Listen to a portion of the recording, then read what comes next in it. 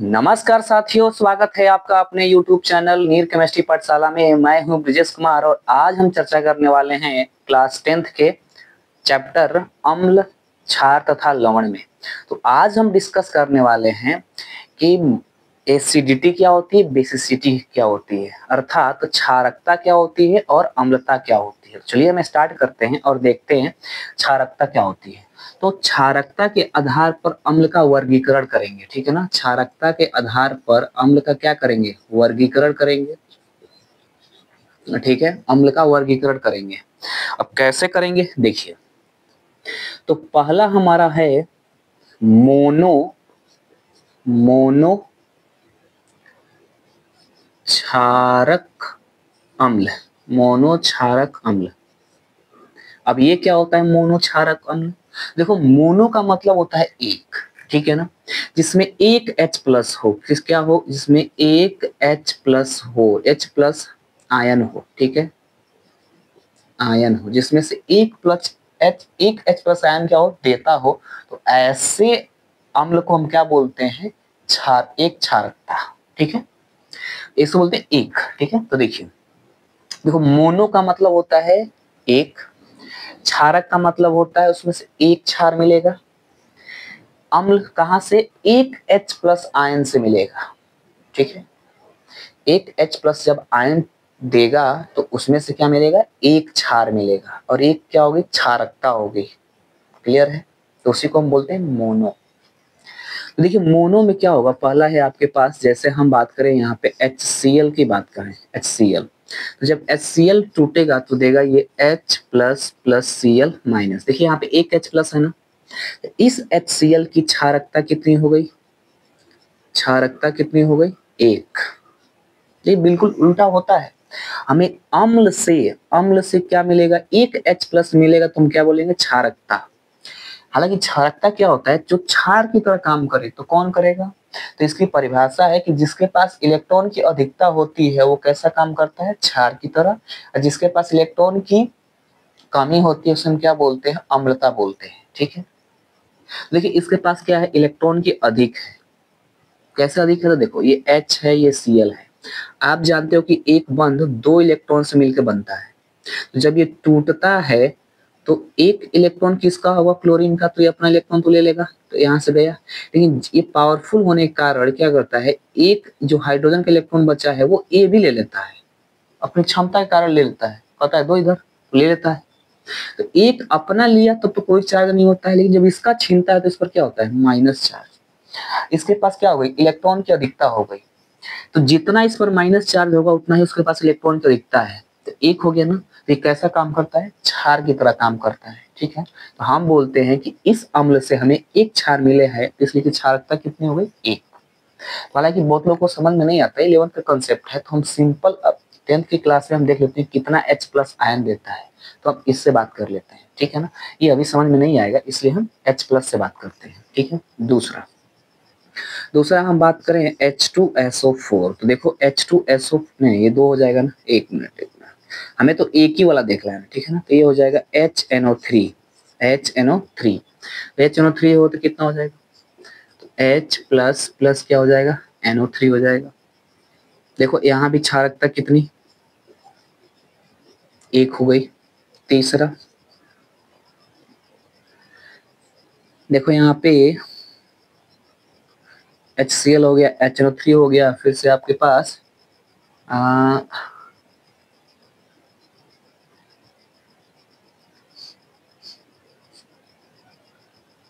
H2SO4 mono में तो आपको एक ही हमें चाहिए ना, जैसे H3PO2, देखो ऐसे देखो, H3PO2 देख लो, ठीक है ना। H3PO2 जब देखोगे तो देखो इसमें से एक H प्लस देता है, आपको दिखाई देगा तीन, लेकिन देता नहीं है ये।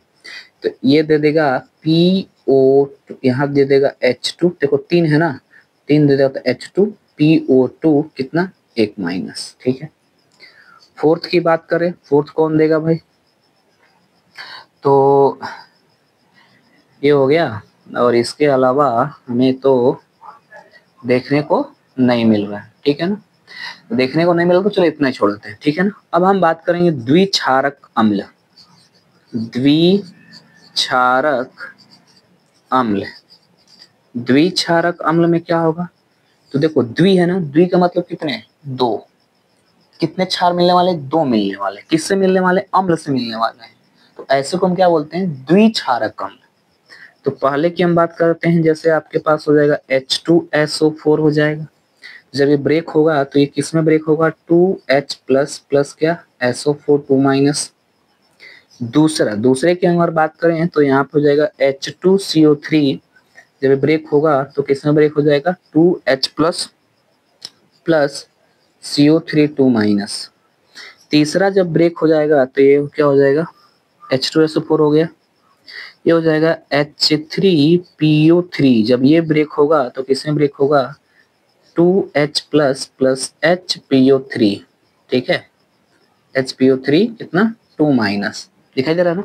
तो इन सब की क्षारकता, कितनी हो जाएगी, 2। इसकी क्षारकता कितनी हो जाएगी, 2। इसकी क्षारकता कितनी हो जाएगी, 2। है ना, दिखाई दे रहा है ना। देखो 2H plus 2H plus 2H plus, क्षारकता क्षारकता क्षारकता। हालांकि इस क्लास 10th में हम इससे देखते हैं, जब आप 11th में जाओगे तो हम इससे देखेंगे।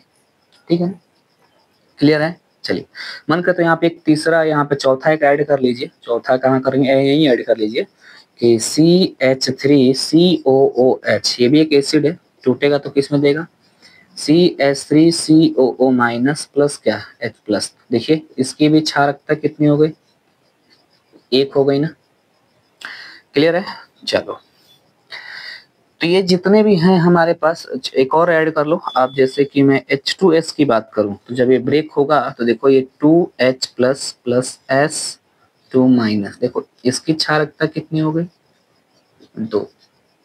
क्लियर है। तो इस तरह हम क्या करते हैं, क्षारकता के आधार पर अम्ल का वर्गीकरण करते हैं। जिसमें एक H प्लस होगा तो मोनो बोलेंगे, 2 होगा तो द्वि बोलेंगे, 3 होगा तो त्रिक बोलेंगे। क्लियर है। तो आप इसे एक बार कॉपी करें, फिर हम अपने नेक्स्ट मूव करते हैं।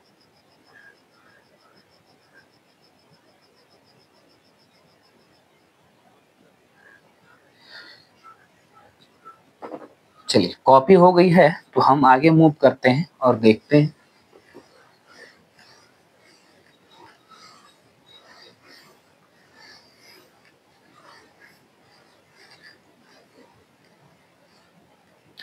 तो तीसरा हमारा है त्रिक्षारक अम्ल।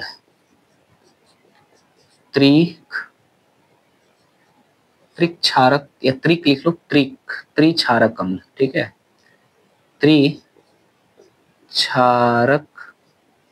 अम्ल क्या होता है, देखिए त्रिक्षारक अम्ल। तो जैसे मैं बात करूं H3PO3 की, ठीक है, जब H3PO3 क्या होगा, टूटेगा तो क्या देगा, 3H प्लस, नहीं H3PO4 होता है, 3H प्लस प्लस क्या देगा, PO4 3 माइनस। तो इसकी क्षारकता कितनी हो गई, ना कितनी, 3। देखो 3H प्लस दिया तो 3 हो गया। दूसरा अगर मैं बात करूं H3BO3 की, तो ये देगा 3H plus plus BO3 minus.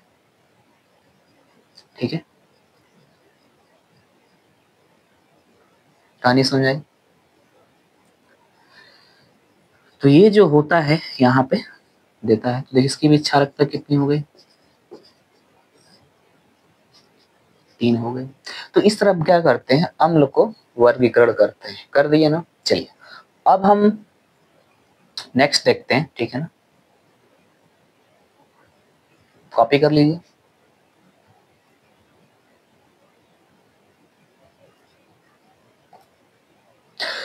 तो आज के लेक्चर में हम बस इतना ही देखते हैं। नेक्स्ट लेक्चर में हम देखेंगे आपके कि अम्लता क्या होती है। ठीक है, उसके बाद स्ट्रेंथ के हिसाब से देखेंगे कि अम्ल को कितने में वर्गीकरण कर सकते हैं। ठीक है, तो हम नेक्स्ट लेक्चर में मिलते हैं, तब तक के लिए धन्यवाद।